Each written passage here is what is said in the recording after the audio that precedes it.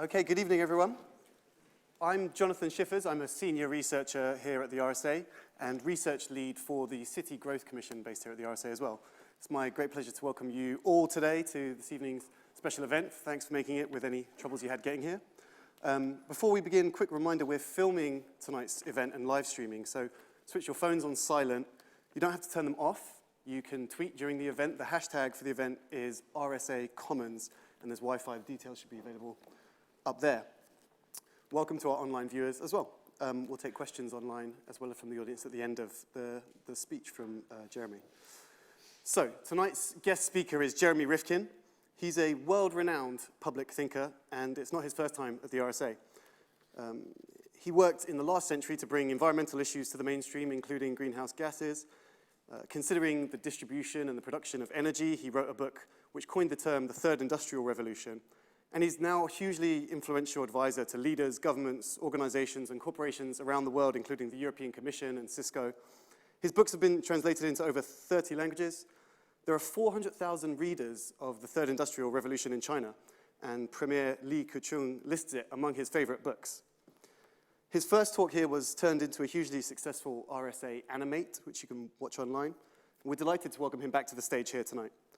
I'm particularly keen to learn from Jeremy what his research can tell us.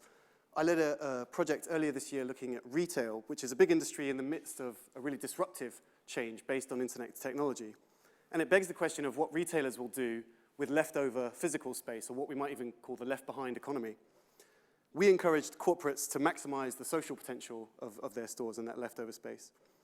And looking forward to later this year, the RSA, we want to explore how the sharing economy and how collaborative platforms can actually play a role in the reform of public services as well, and addressing challenges such as the provision of public transport and social care. So there's lots in store for us tonight. I'll ensure that there's time for you all to ask questions to Jeremy at the end, but for now, without further ado, please join me in welcoming Jeremy Rifkin.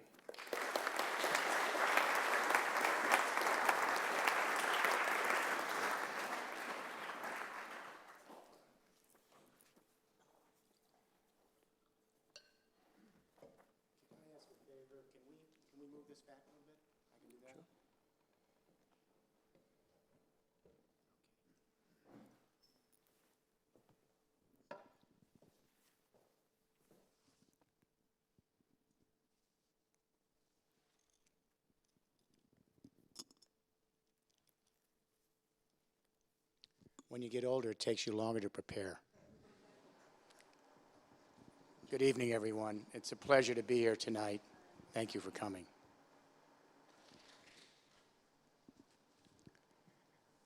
We're just beginning to glimpse our future.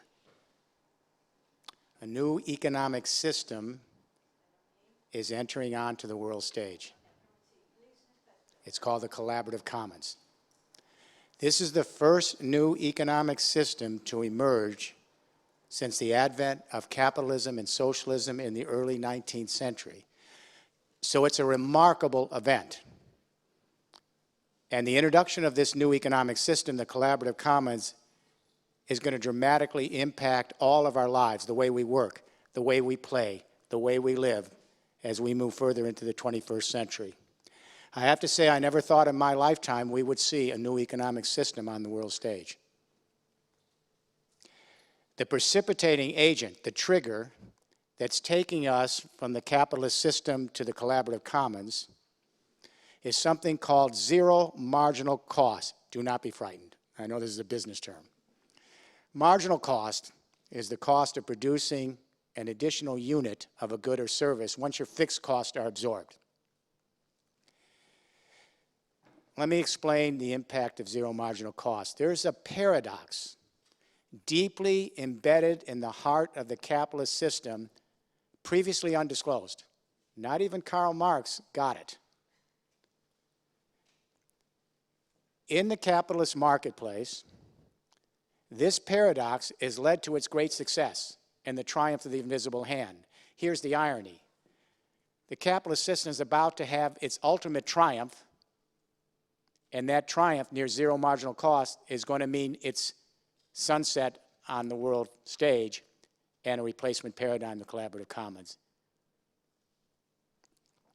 In a capitalist market, sellers are continually in search of new technologies that can increase productivity, reduce marginal costs, so they can put out cheaper products, win over consumers from their competitors, bring back some profit for their investors. So businesses have always wanted to reduce marginal costs. In an economic theory of capitalism, what's interesting is the economics theory says that the marginal cost is the optimal efficient state in which to price a good or service.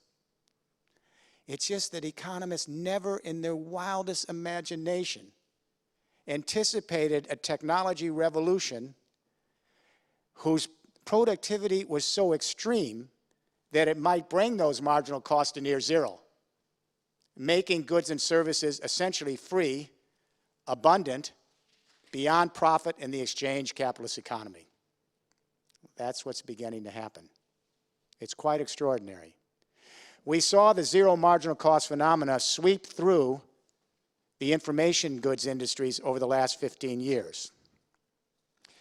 Millions of people, then hundreds of millions of people, turned consumer to prosumer. And they began to produce their own music and share it with each other, bypassing the recording industry. They began to produce and share their own videos on YouTube, bypassing the entertainment industry at near zero marginal cost and for free. And then millions of people began to create their own news blogs, bypassing the traditional media at near zero marginal cost, sharing it for free. And then, of course, the publishing industry. Millions of people are producing their own information and also free ebooks at near zero marginal cost. The recording industry tumbled in less than 5 years when young people began to share music with each other, bypassing the industry. Newspapers went out of business, magazines bellied up when young people began to move to their own blogs and share their own knowledge on Wikipedia. And the publishing industry has been racked by free ebooks at near zero marginal cost. So this zero marginal cost phenomenon has already invaded the entire information goods industry. We take it for granted, but it's changed the equation. We've now democratized communication. 40% of the human race is up there on the web. They have cheap cell phones and desktop computers. They only have to pay a service provider, and they're producing and sharing all sorts of entertainment and information goods at near zero marginal cost free on this collaborative commons already. Economists have said, well, okay, we understand that the information goods industry has been literally turned upside down by the zero marginal cost phenomenon, but we think there's a firewall here, and that the zero marginal cost phenomena will not breach the firewall and move from the virtual world of information goods to the physical brick and mortar world of energy and manufactured products. That's no longer the case. The wall has been breached. We are now moving from bits to atoms. Now, if I'd said to you in 1989, a year before the World Wide Web, that 24 years later, 40% of the human race would be sending entertainment, film, video, news, and knowledge to each other at near zero marginal cost and sharing it for free, you would have thought that is absolutely fantasy land. We did it. Now we're moving from bits to atoms, and the change is being precipitated by a metamorphosis of the internet. The internet is now morphing into a super internet, an internet of things. So the conventional internet we're used to is beginning to converge with a fledgling energy internet and a nascent automated transport and logistics internet to create a super internet, bringing together the three things that every economy and society needs to manage itself. Every economy in history has to have a source of communication, a source of energy and power, and a source of logistics and mobility. So now we have the communication internet beginning to converge with an energy internet and an automated transport internet to create an internet of things. And this super internet, this operating platform, is like a brain. And now it's sending out the tentacles to create the nervous system. We have 14 billion sensors now connecting resource flows, monitoring what's going on in the environment. We have sensors connecting warehouses and distribution centers to see what's going on in those warehouses. We have sensors connecting smart roads and traffic patterns. We have sensors on the factory floor monitoring and feeding real-time data on what's going on in production. We have sensors on the new electricity grid that can tell us the price of electricity and which appliance is being used and which appliance is not being used. We have sensors in retail stores monitoring consumer traffic, who's buying and what are they buying. We have sensors connecting everything, every device, every contrivance with every human being in our natural environment. By 2020, IBM says 50 billion sensors. By 2030, the latest forecast, 100 trillion sensors connecting the human world, the natural world, and all the things in it. Now, of course, your first reaction is this is exciting, and your second reaction is this is a little scary. It's exciting because we're creating a nervous system that can connect the human race, our fellow creatures, in one planet, so we can begin to think as a species. It's frightening because the question emerges, what about data security? What about privacy? What about cyber terrorism? I deal with all of this at length in the Zero Marginal Cost Society. If we can't address these issues, we will not be able to enjoy the benefits of the next stage of the human journey. So what this means is if we maintain network neutrality, which is a big if, you know, on the internet, it's neutral. So all of us can go on the internet, we pay our service fee for a provider, and we are treated like everyone else, our information. We're not put at the back of the line or the front of the line. We're not discriminated against. It allows everyone to have open access. That's the value of the internet.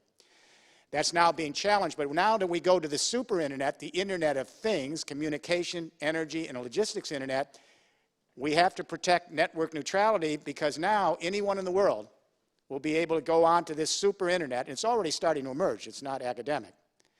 And with your own mobile technology, you can have your own apps established ahead of time, and you can begin to mine the big data flowing through this system, just like the big guys at Google or at General Motors. And you can use that big data with advanced analytics, with programmed apps, so you won't have to be a scientist, and you can use that data to create your own algorithms, just like Google, and dramatically increase your productivity, reduce the marginal cost in producing and sharing renewable energy and 3D printed products. Just like we now use our mobiles and apps, and we produce and share our own information across a flow of information on the internet. So we have democratized communication in 24 years. We've got 40% of the human race, and any one of us can go on that internet and potentially have access to 40% of the human race at near zero marginal cost. But that's just the beginning of the story. Now we're going to be able, in the years ahead, and it's already started, to produce our own and share our own renewable energy, and soon our own 3D printed products across vast collaborative commons at near zero marginal cost and nearly for free. Renewable energy. We now have millions and millions and millions of small players, producer cooperatives, consumer cooperatives, small and medium-sized enterprises, neighborhood associations, farmers, and households. They're producing their own green energy right now at near zero marginal cost, right now. The harvesting technology is still a little pricey, but it's on an exponential curve for solar and wind. We've been on an exponential curve for 20 years in solar and wind. You know how much a solar watt of electricity cost in 1970? $60. You know what it costs tonight? 66 cents, and it's going down. So just as in the computer world, the information internet, we doubled the knowledge and half the cost on the chips, and by exponential curves, we could get to very cheap computing. We're seeing that now in the world of atoms when it gets to energy. So even before you put the technology in, you have to pay for the solar, you have to pay for the wind technology, but before you pay the fixed cost back, the marginal cost of actually generating that sun and wind, it's already nearly free as soon as you install the technology. The sun off your roof is free. The wind flowing through your property is free. The geothermal heat underneath your office building, it's free. You just have to capture it. This is already a reality now. In Germany, 25% of the electricity is green. 35% electricity will be green by 2020. Some of you know I've advised the Chancellor and German government since she came into office. And already we have so much solar and wind coming into the grid that it's disrupting the old system. There's some problems now. The wholesale price has gone way down, but the retail price has gone up because we have to pay back for the installations. But when we get over that hump, Germany's going to be at near zero marginal cost energy across the country. And once you have the energy generated, you can send it up on the energy internet, any surplus, and you can share it across Germany and hopefully across the European continent. Just like we create information, store it in digital, and share it online, that's now beginning to emerge in Germany, Denmark, and some other places. 3D printed products. We now have hundreds of thousands of hobbyists and thousands of startup companies that are printing out their own manufactured products at near zero marginal cost. And now in the school systems of America, the White House has a plan where every school is going to get a printer. And I'm sure you're going to do it here. I think that's already been in the discussion within the next year or so, just like the early computers that came into the school. So with these 3D printers, you can download from the Internet of Things, this super internet, the software for free. Most of this is free software, just like we saw in the information internet. And then you can use recycled feedstock for your material to print out the physical object. You can use recycled plastic, recycled paper. They're even using local gravel and stone and melting it down. Power your 3D printer with your own green electricity at near zero marginal cost coming from the local energy internet. Then transport your finished 3D product to market in the next few years on the automated logistics internet. Already we can use electric vehicles with renewable energy. The first 3D printed car is on the road, printed just by a small group of people, printed out using solar energy. It's right now driving on the road. So you'll be able to take a 3D printed car, run by your own green electricity, and then transport it with GPS to the market, and within 7 years to 8 years from now, you'll be able to do it in driverless vehicles and perhaps drones at near zero marginal cost. So what we've done in the information industry, which devastated the traditional big corporations, this is now moving to energy and 3D printed products. There's a big pushback by traditional industries, don't want this to happen. The recording industry tried to stop the young people sharing music with legislation and encryption. It failed. It's too sweet. Once the technology is there, it's going to be used.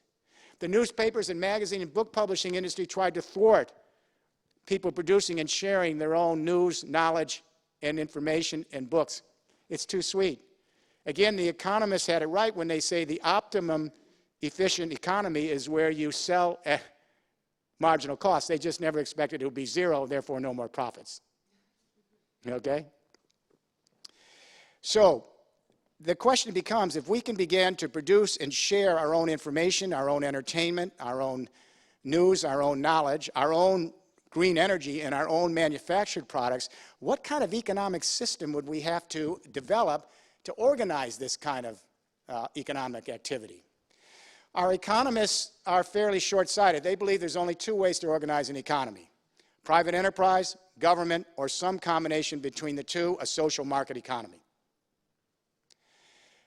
What they ignore is that there's another sector in our life, in this room and around the world, that we rely on every single day to provide all sorts of goods and services that are absolutely essential to our well-being, that are not part of the private enterprise system and not enabled by government.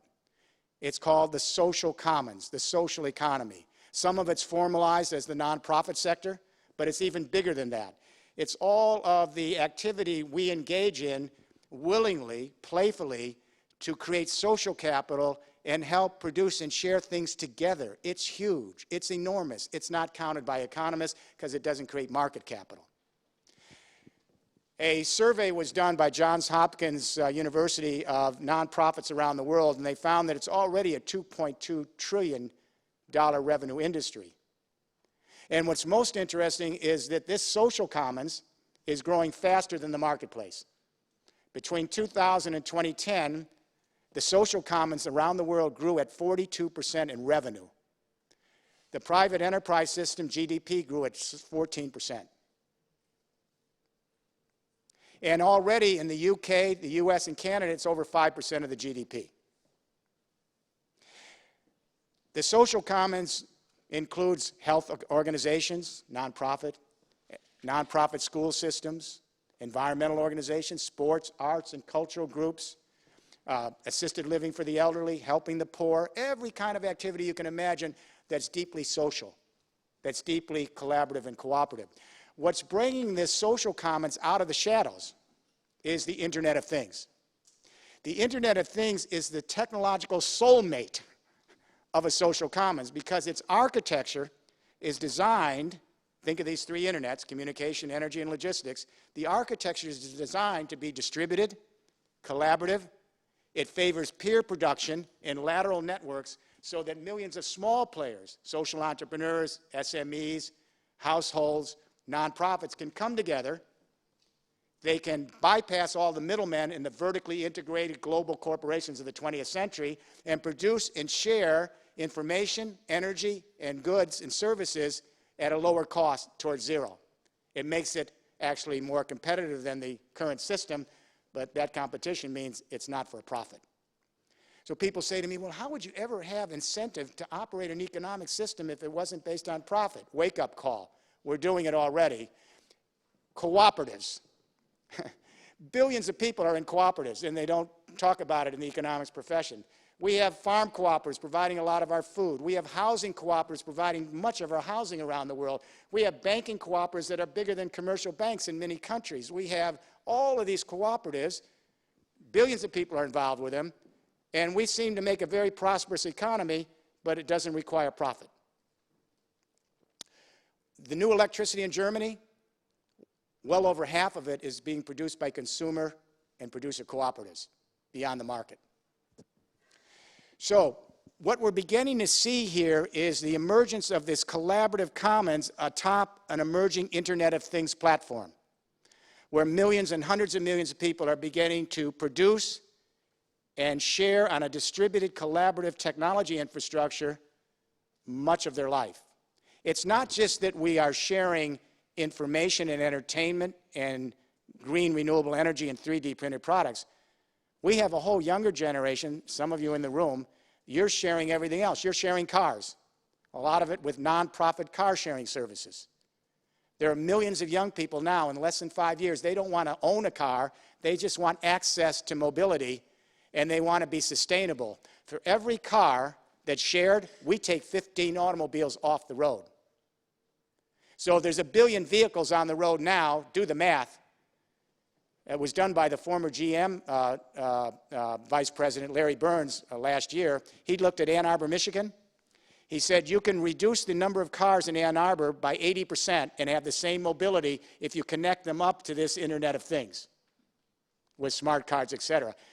Well, 1 billion vehicles, take 80% out, and this is a big leap forward for the new economy and a big plunge for the old economy, and we will address climate change by radically reducing emissions. And you know how we do it? By extreme productivity. The new way to measure sustainability is extreme productivity. Everyone says, how do you measure sustainability? Well, we can measure ecological footprint, but how do you actually measure it in economic terms? Let me introduce this to you first time tonight. Zero marginal cost is the most sustainable state because it allows us to produce goods and services with the minimum input of energy, labor, time, and capital, and optimize the output. So when you talk about the most sustainable economy in the world, it's one that heads to near zero marginal cost. That's extreme sustainability, extreme productivity. So if my colleagues in the economics profession want to argue this point, I remind them that they are the ones that have said that marginal cost is the most efficient state. We're just taking it to zero, near zero. So we're not only sharing cars, we're now sharing our apartments and our homes. Airbnb is commercial, but couch surfing is not. And so once your rent is paid and you're paying your mortgage and your property taxes, the fixed costs are there, the marginal cost of letting your apartment or home being used is near marginally zero. 1 million hotel nights were eliminated in New York because people were sharing their apartments on couch surfing and Airbnb. Now, since buildings are a huge factor in CO2 emissions, imagine if we start eliminating some of that space and we share what we have with more people. We're now sharing clothes up on the collaborative common, and toys. Apparel has a big, big impact on the environment. And now young people are sharing on ThreadUp and Recycle and other networks so that the apparel has 9 lives. The toys have 9 lives. And kids are growing up to realize a toy is not something you own. It's something you experience for a few days, and then it's sent on to somebody else. That's a complete change in our worldview. We have a generation in this room moving from ownership to access, from markets to networks, from a capitalist system to a collaborative commons. So we're seeing a hybrid economy emerge, part capitalist market, part collaborative commons. Capitalism isn't going to disappear. It is going to move into a sunset stage. It won't disappear. There will still be goods and services with sufficient margin. We will buy the products and services. However, the companies that survive are going to become niche players, and they'll help aggregate network solutions and services and find value in enhancing the collaborative commons and enhancing the infrastructure. But my suspicion is that by 2050, the collaborative commons will be the dominant economic paradigm all over the world. The capitalist market will be a partner, a junior partner, adding value, but it will not be the exclusive arbiter of the life of you young people and your children and grandchildren, I don't think, by 2050. Last thoughts on this. This is a promising journey. I was on a TV show here today, Hard Talk, and the moderator said, oh, this future isn't going to happen. We can't see this. Aren't we a competitive, human race? Everyone's seeking their own gain. No, throughout most of history, we're the most social creature. We organized our economy socially. We worked together. We shared. That's the nature of human nature, to be extremely social. We had a short reign of a couple hundred years during the industrial stage of capitalism, first and second industrial revolution, where we sort of got off that track. We're getting back on the track again. And the irony of it all is it's the technology of the free market and the capitalist system that took us to near zero marginal cost and provided the opening for this new journey in history. So I welcome a hybrid economy, part capitalist market, part collaborative commons. And for all you young people here, make this journey happen. This is a way that we can begin to address climate change, get off carbon-based energies, share more, use less, and create a just and sustainable world, not only for our human species, but for our fellow creatures on this earth. Make this Internet of Things and collaborative commons your journey. Thank you.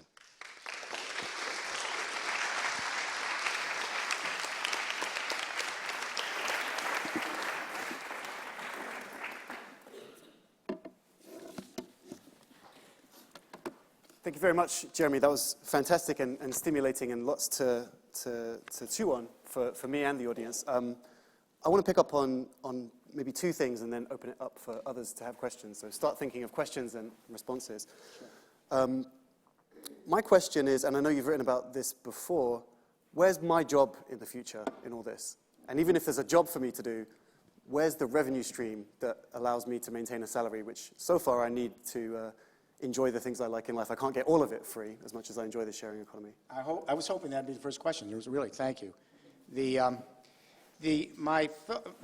My colleagues in the economy, they say, you know what, this social commons is nice, it's part of our life, but it's not a self-starter. It's a parasite sector because the social commons relies on government grants and entitlements and private philanthropy. So it can never be a self-sustaining economy. That's a myth. Wrong.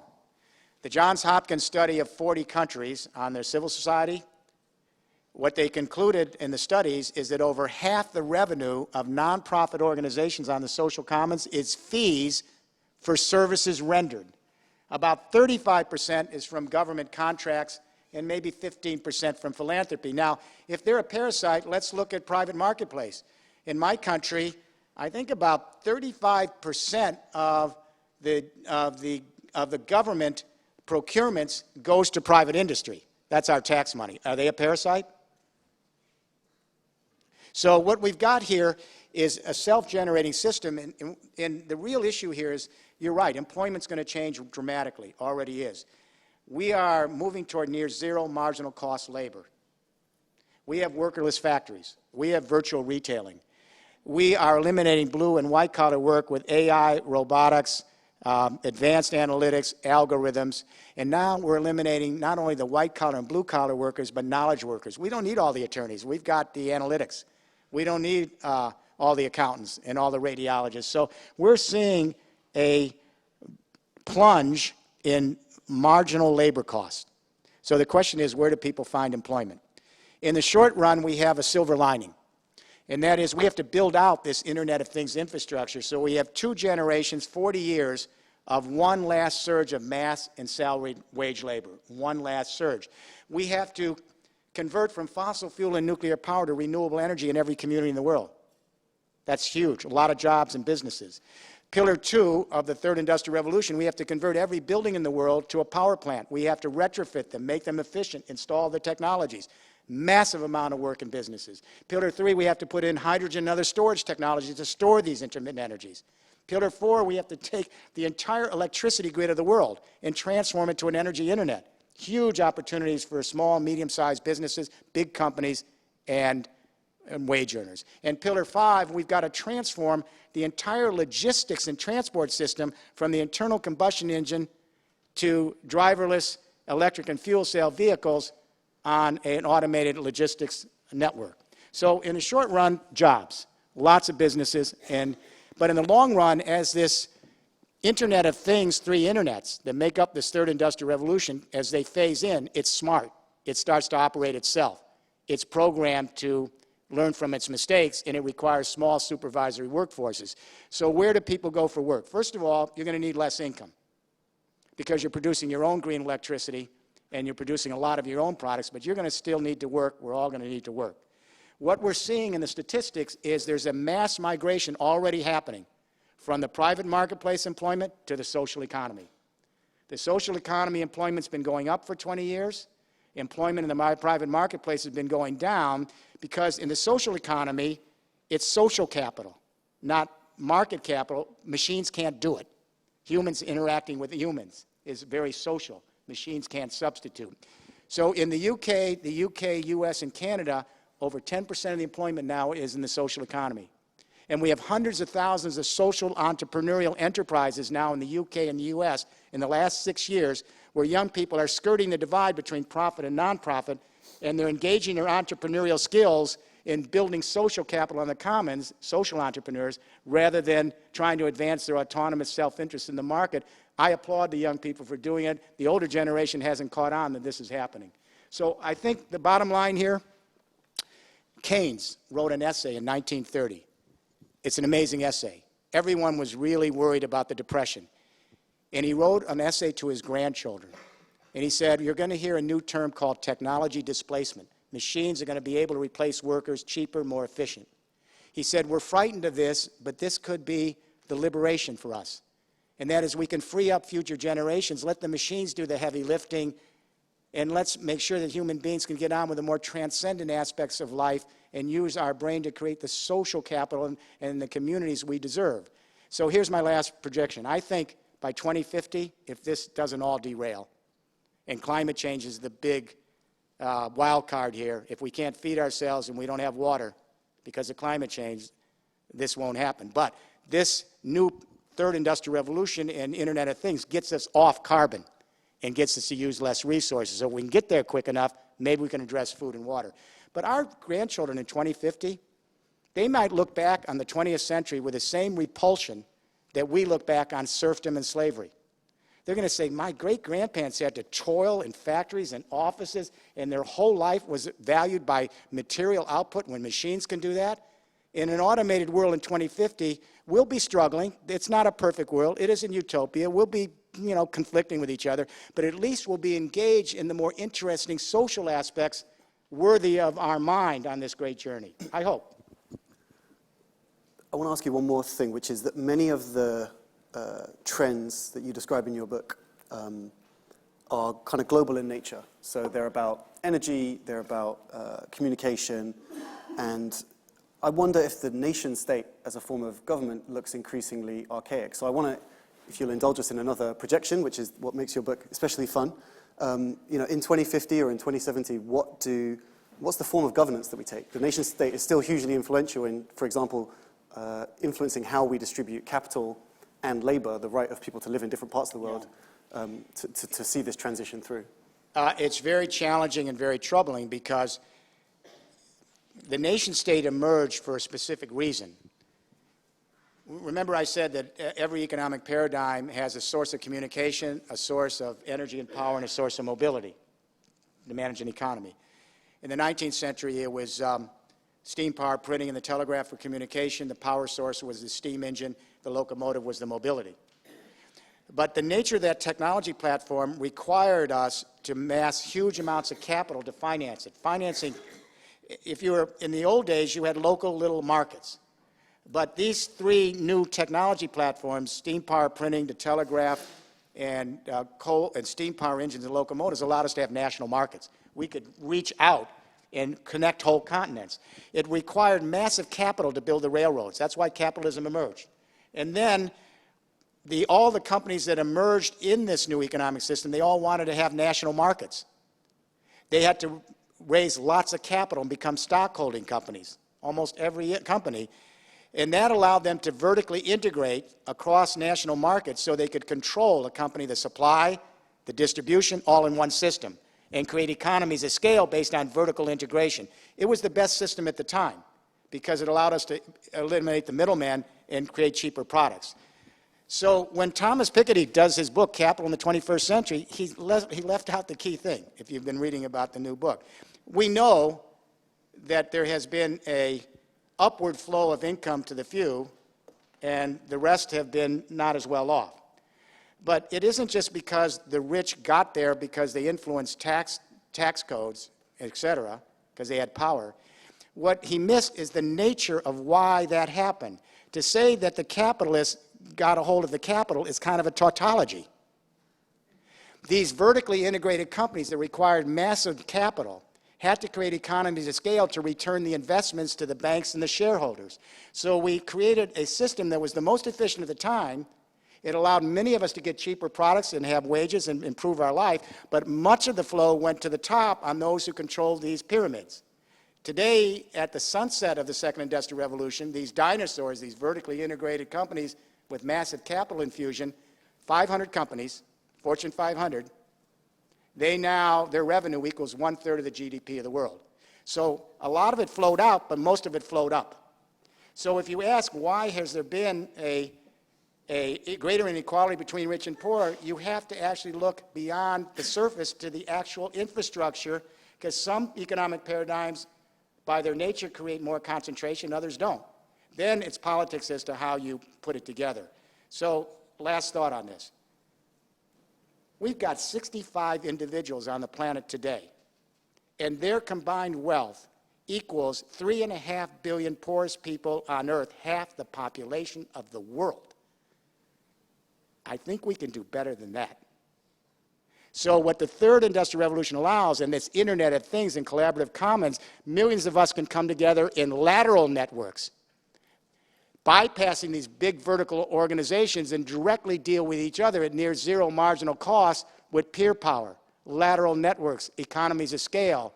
And these big companies are very vulnerable because some of them, their profit margins in industries like retail are very small.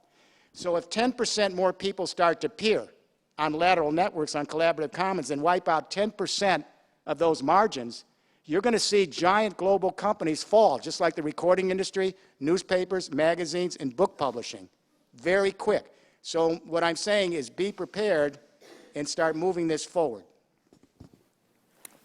Okay, let's open up for some questions from the floor. There's a couple of hands up already. I'll collect two, and then I'll go back, and we'll do this several times. Okay, so let's start on this side of the room, there, and then at the back. So at the front first, and then at the back. And wait for the mic to come to you so we can hear you, and people who are watching online can hear you as well. Hi, thank you for that. Andy Gibson. I run a non-profit business, and I'm also a trustee here at the RSA. So I'm interested in this from the perspective of the people who are doing this work and transforming our economy, and particularly how we invest in it.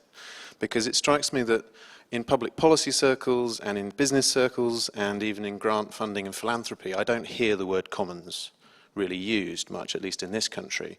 What I hear are people talking about the intersection of the private sector, the state and charity to solve problems, and somewhere the commons seems to get lost in it. And then there is this sort of slight nod to open source in technology, and like, oh yes, we know about that, and the sort of sense of volunteers coming together to do things, and oh yes, cooperatives a bit. But it feels like our map of how we organize our activities and invest in our society and our businesses doesn't really take into account this. So how does our map need to change so that we can go beyond commerce, state, and charity? We've not have available to us our own history as a species. When we think of the commons, the only talk we ever hear is 2 sentences about the feudal commons in England and the enclosure movements that then privatized the property and led to the market economy in the capitalist age. 2 sentences. What we didn't realize is the commons, where people pool their shared resources together, is the oldest democratically managed institution in the world, and at least predates the market economy and capitalism by 1,000 years. An obscure economist named Eleanor Holmes made it her life's mission to go back and look at the commons and trace them for 1,000 years all over the world. Some of them are still managed, where people come together, manage their resources, and they're successful. There was an essay in the 60s called The Tragedy of the Commons by Garrett Hardin. His position was the commons always leads to apocalypse, because there will always be free riders who want to take advantage of everyone else. So if even everyone's stewarding the resources, the free riders will try to take more than their cut. What he missed out is that every commons in history has had self-policing protocols. They've had management structure. They have punished people that violated the norms. And what Eleanor Horton proved in her book was that these commons have been the most stable way to manage economic activity in history. She won the Nobel Prize, and the first woman to win the Economic Nobel Prize. So I encourage you to read her book. Now, you mentioned the world of the nonprofits, and I've been engaged in both nonprofits for 40 years and the private marketplace. What happened in the 1980s is Maggie Thatcher and Ronald Reagan did a favor for us. Because when they deregulated and basically sold off the government to the private enterprise so that they could take everything that we had put together, our tax money, and use it for their own purposes, what happened was private philanthropy could not fill the vacuum. Government left communities. And so communities did not have the resources that they needed to address issues like poverty and environment, et cetera. The philanthropy community couldn't fill the void. So when I was first starting in this in the 1960s, we would hire people in nonprofits who could put together fundraising proposals. That's an expertise for government and philanthropy. In the 1980s, after deregulation, we realized it didn't make sense to try to go to funding proposals for private philanthropy when there wasn't enough money to go around. We began to hire a new type of young person out of the business schools, social entrepreneurs. We didn't call them that. And the new social entrepreneurs that came into our nonprofit offices, their mission was to create social enterprises so that we could provide services for fees and maintain our operations. And that's what slowly began to develop. It's now over half the revenue. It's going to be almost all the revenue on a collaborative commons. It's really moved quick, and it was necessity was the mother of invention here. So what I would urge you to do in your discussions here, bring out this narrative of a restoration of the commons for a 21st century high-tech world, and begin to pursue it vigorously with all of your colleagues. Take that question at the back. Hi, my name is George Keith. I'm a fellow. What you describe is a method that is highly leveraged from an operational point of view, with a huge investment in capital that sooner or later need to be depreciated and recovered and renewed, and a marginal cost close to zero, which is great from an ecological point of view. So what's the sustainability of the infrastructure? And without going all the way back to Marx, who owns that infrastructure? In the zero marginal cost society, I spent a lot of time, you have to really read, there's a lot of dense material, but a lot of time on who's going to control the infrastructure. This is the big issue.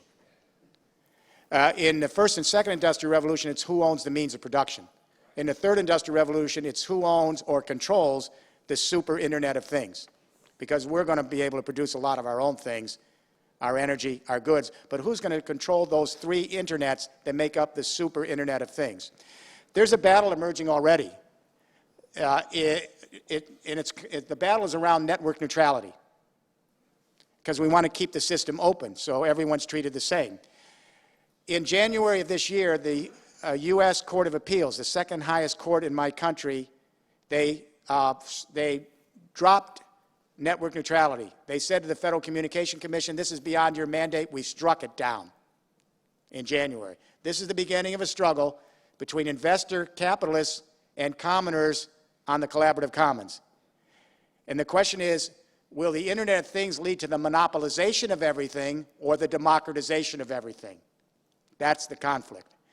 So already some of the cable and telecom companies, they're buying each other, and they're saying, we don't like network neutrality. We'd like to offer different prices, discriminate against some people, give some of our friends a little bit better access, and we want to control some of this data. But it's not just the big bad cable and telecom companies. Now some of our Internet favorites are starting to look like social utilities and monopolies. I love Google. I was there 2 weeks ago in a presentation. And I use Google every day, but here's a search engine that's become so important to the commons. 2/3 of the research we do in the U.S. is on that engine. In Europe, it's 90%. And 6 billion queries a day going through this magic box. $50 billion in revenue. I like Facebook, but now 1 out of every 6 human beings on the planet is on Facebook, and that data is being used for third parties for commercial use without our permission, just like in Google. And there's $7 billion in revenue. I love Twitter. I don't like Twitter, so I like it. It's not, I don't use it a lot. But we've got 650 million, mostly young people, who are gossiping all day about their bowel movements and what they're eating at the grocery store. But they're communicating. They're connecting. Amazon. I use Amazon. But now 1 out of every 3 purchases starts with a search on Amazon, and they're the logistics operation of the world. So even though we like these new Internet companies, some of them are creating social commons, but they have a commercial agenda. Others don't. Wikipedia is nonprofit. Couchsurfing is nonprofit. It's a mix. What we need is a global conversation. It's clear that some of the communication, and it may be in the energy business and transport, is going to seek monopoly on this Internet of Things. We need a global conversation on how we can provide an authority on a global level to regulate them as social utilities. They provide great services. We all need them every day, but we want to make sure they serve the people and not serve a handful of interests that want all of this economic activity to flow to the top. So the battle between investor capitalists and collaboratists is on the monopolization versus democratization of everything. Here's why I'm guardedly hopeful. It's too sweet to turn down. As I said before, the recording industry couldn't stop the free sharing of goods and services. The newspapers couldn't stop news blogs, free sharing of services. The book publishing industry couldn't stop free e-books. And we now know in Germany, the power companies couldn't stop renewable energy. We have E.ON, EMBW, and Vettel, powerful global giants. They went down in 5 years because almost all this new electricity is by small players coming together in cooperatives and sharing their energy. So the power companies are less than 7% of the new energy, and they're becoming service providers to help manage the network. So when you see what happened to the recording industry and the newspaper industry and now the traditional fossil fuel and nuclear industry in so few years, you begin to see, and I begin to see, the vulnerability of this kind of outmoded, vertically integrated capitalist market when we pose it against the possibility of a lateral economy of scale collaborative commons. So I'm guardedly hopeful, but I'm not naive, and we're going to have to be up to the challenge. So one challenge is that for someone like me, it's hard to imagine a global conversation without that taking place on Twitter or Facebook.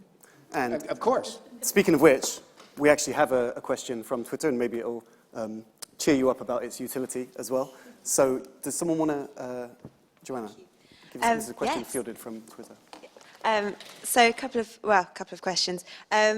What would be the social economy equivalent to capitalism's mortgages in terms of land ownership? And why will the market remain for certain functions? And why can't all of these be replaced by the social? What was the second part? Why will the market remain for certain functions? And why can't everything be replaced by the social economy? Okay, and the first one, the question is, what would replace traditional mortgages for buildings? Hundreds of millions of people, I think it's probably over 1 billion, are living in cooperatives.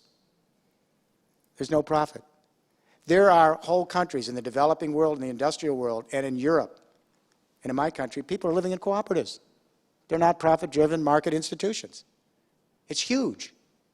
In some countries, it's 35, 50% of the population living in cooperatives already. What we forget in my country, for example, what brought electricity to rural America is cooperatives. It's already about 40% of our transmission lines are cooperatives. So for housing, that's the answer, cooperatives. We know it works. They're not based on profit, and we can share what we have with each other.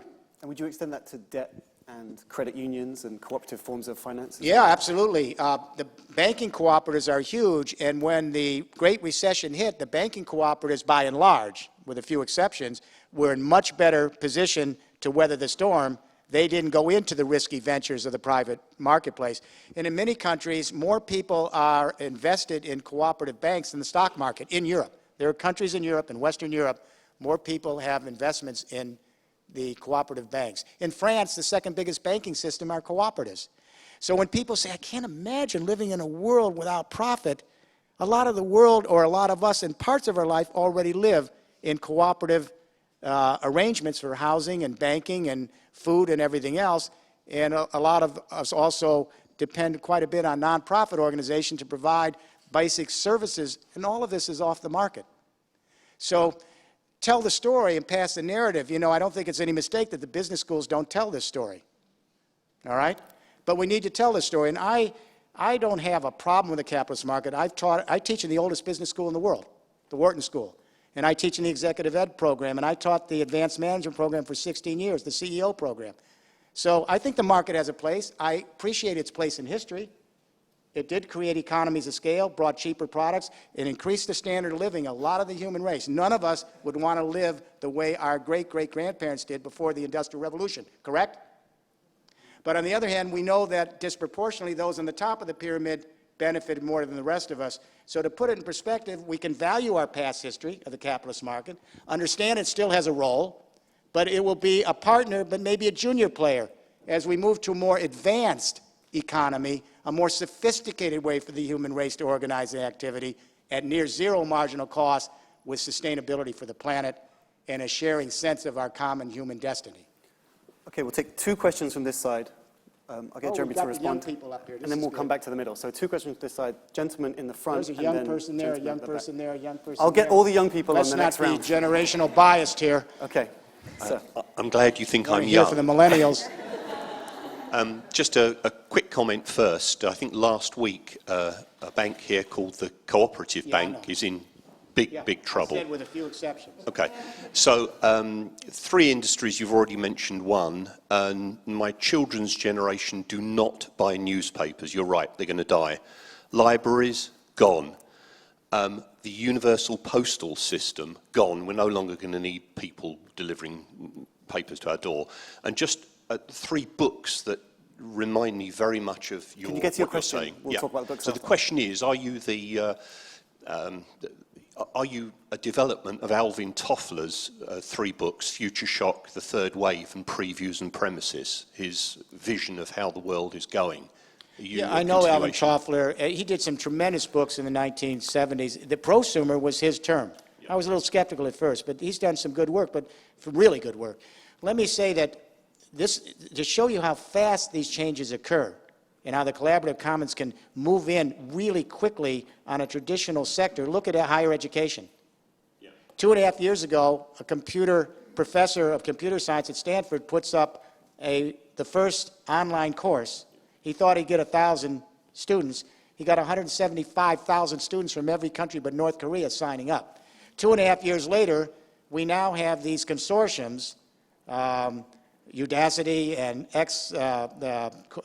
Coursera and others. We've got 6 million students. This is 2 years later. 6 million students taking online courses taught by the best professors in the world, and they're being used at near zero marginal cost, and they're taking the courses for free, and they're now starting to get credit. Imagine what this is doing to shake up our higher education where the same courses are being taught in brick and mortar for $50,000 a year by the same teachers.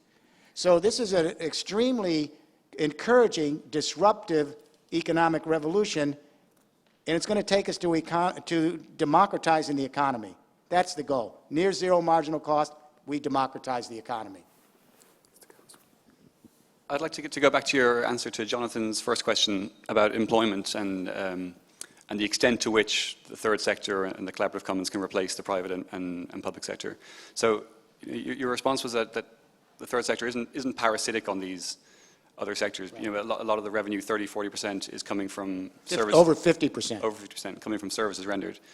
But that in itself doesn't explain it to me, because still, who is paying for those services rendered? And presumably it's either private companies or it's the state using tax revenue coming from private sector. It's a good question. No, when you go into a healthcare center that's nonprofit, you're paying a fee for the service. Many of our hospitals are nonprofit. Most of our universities are nonprofit. When you go in there and you take the courses, you're paying a fee to a nonprofit institution.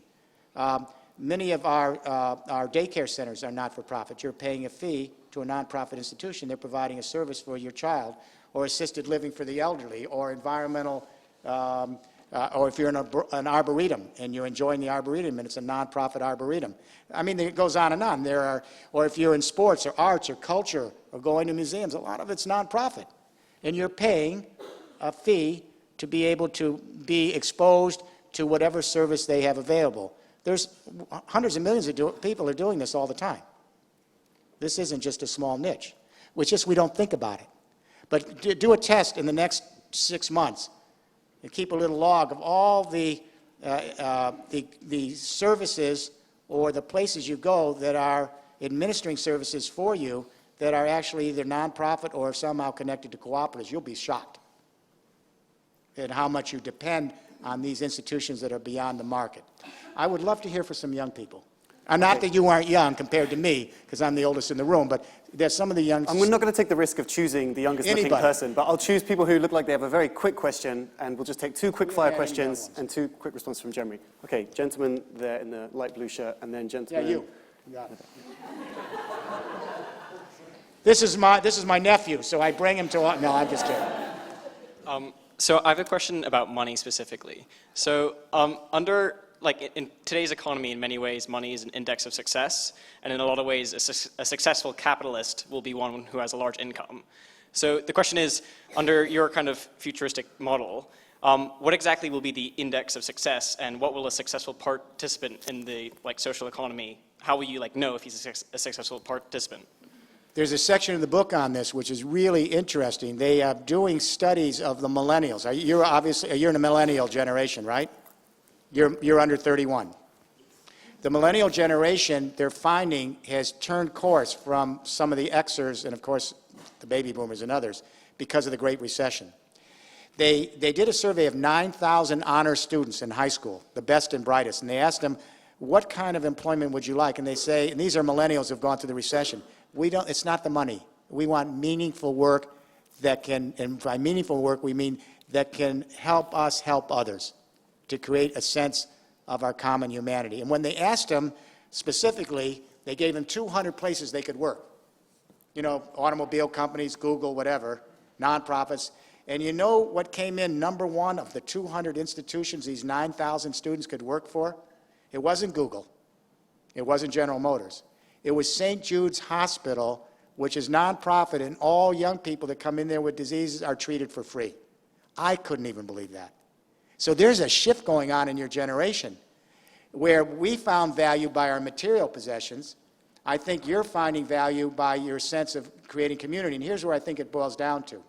For my generation, value is in ownership, in possessions, in accumulation. For your generation, value is in access to relationships. We define freedom negatively. If I can be an autonomous agent, not be beholden to others, I'm free. We love the automobile because it's autonomy and mobility. We get in that car, nobody's telling me what to do. All right? So for our generation, we have defined freedom in negative terms as the ability to be an island to ourselves. Your generation defines freedom as transparency and openness and the ability to be engaged in network after network after network, correct? So that you can create social value to the network and use your social entrepreneurial skills by being embedded in communities of meaning. That's what you're all doing every day on this internet, now the Internet of Things. So when we define power, my generation, it's always pyramidal. Power is always top-down, correct? So when we hear your generation talk about being social entrepreneurs, we think that's an oxymoron. You can't be social and entrepreneurial. It's about power. Our generation, when we define power, we think about right versus left, capitalist versus socialist, and who owns production.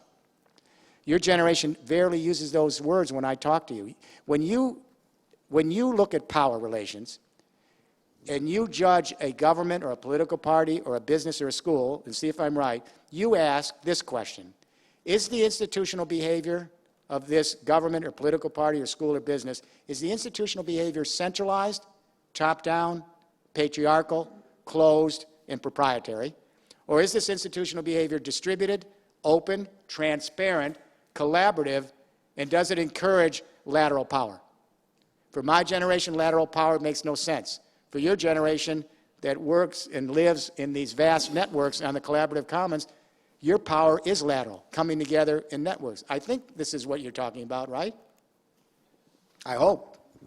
Okay, the last question was from the gentleman who's already got a microphone. I'm sorry. If you have further questions, I encourage you to have a Twitter conversation using the hashtag, and we'll keep talking about this. Very quick question and then a very quick response. Yeah, Rory Smith. Is there a risk in your system that actually we see a radically increased degree of inequality, because as my labour becomes valueless, I have nothing to exchange in an economy where only creativity is worth something? So only the really clever, creative people get any of the power in the system. What you're saying is, in an economy where there's no exchange value for profit, do we lose the incentive for invention and creativity? Well, no, only that the creativity and invention becomes the only measure of value, because anything else is automated. The only valuable thing that doesn't Yeah, I think that's true, that for your generation on the collaborative commons, its social capital takes preference over market capital. You can already see that on the internet and the Internet of Things. And I think the judgment of what is considered the good life is not the amassing of property, because you don't care about property. You don't want to own a car, you want to use it. You don't want to own a bike, you want to use a bike sharing service. It goes on and on. So for your generation, you're growing up with the idea that ownership does not define you. Access to networks defines you. That's the way you're living. So I suspect that when you value your contribution, it'll be how much was I able as a social entrepreneur to use my creativity and have it shared by bigger and bigger networks on this collaborative commons, which then comes back to enhance my reputation because I am a creator of social capital. Does this make sense? But so the inequality is still there. If you're There's creative, always you get lots Look, of capital. If some of you have read my writings over the years, you know I'm not a utopian. I don't really like utopias because they're perfect. And I think we human beings aren't perfect.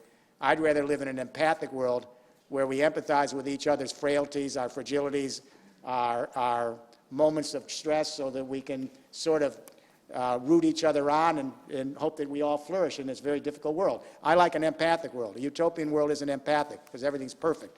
There's no need to reach out and feel somebody's fragility and their desire to flourish. So utopians scare me, utopian worlds. This world I'm talking about, there's still going to be dark periods, and there's going to be bad behavior. But it charts a lot better journey. It charts a lot better journey for the human race. And I said this earlier today on this interview on the TV show. I said, look at the journey we're on now. We have a second industrial revolution that's sunsetted. We have GDP declining. We have unemployment growing among the young people. And we have a handful of people at the top getting rich while everyone else is moving to the bottom. And on top of it, this same economic system has given us climate change, the sixth extinction of life on this planet, and the possibility of our own species extinction sometime in the near future. That's not a good journey. Now, some have read this new book and they say, well, this is naive. I actually like the review in Fortune said, this is not naive, this is hopeful. This journey has already begun. There are millions of people on this journey. It's actually moving ahead, and I would say that we need a better story for the human race. and that story is moving to a zero marginal cost society and a sharing collaborative commons. We are capable as a social species of getting there. We don't want to be mired in a 20th century paradigm that's taking the planet to ruin. We want to move on a new journey that's going to replenish the planet, create a more just and sustainable world for our species, our fellow creatures on the earth.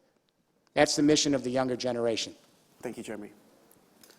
I'm really sorry for the people for whom I didn't get to answer their questions. I'm happy to continue the conversation after. Jeremy, I think, will be with the small book stand that we've erected. You can buy the book in the foyer. It's an amazing resource of references, and I assume, Jeremy, you'll be willing to sign it at zero marginal cost for anyone who does purchase it. Thank you for coming with the tube strike and everything. The brave are here. Thank you for coming.